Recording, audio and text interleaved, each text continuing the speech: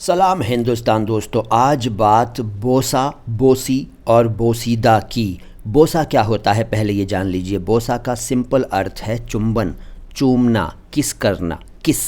बोसा इसका एग्जाम्पल ये है कि प्रेमी ने प्रेमिका के गाल को बोसा दिया। अब बोसी, आप में से कोई ये ना सोचे कि लड़का लड़की, बकरा बकरी, घोड़ा घोड़ी तो बोसा बोसी। ना ना ना ना, ऐसा नहीं है। बोसी का कुछ और अर्थ है। बोसी का मतलब है चुंबन लेना, चुंबन देना, चूमना, किस करना। ठीक है, बोसी। इसका एग्जाम्पल जो है वो आपको मैं कदम बोसी शब्द के साथ देता हूँ। कदम बोसी दो शब्दों से बना है, कदम और बोसी। कदम का मतलब पैर, चरण, और बोसी चूमना, चुंबन लेना, चुंबन देना, किस करना। पैर चूमना, कदम बोसी, पैर चूमना, चरण चुंबन। इसका एग्जाम्पल ये हो सकता है कि सभी श्रद्धालुओं ने एक एक करके देवता की मूर्ति की कदम बोसी की।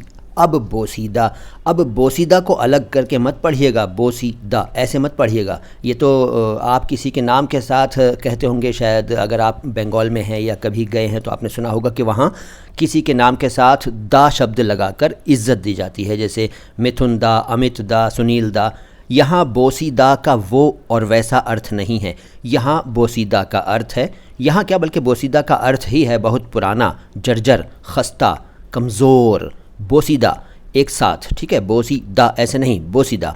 और इसका एग्जाम्पल ये हो सकता है कि मेरे घर के पास एक बोसीदा मकान है।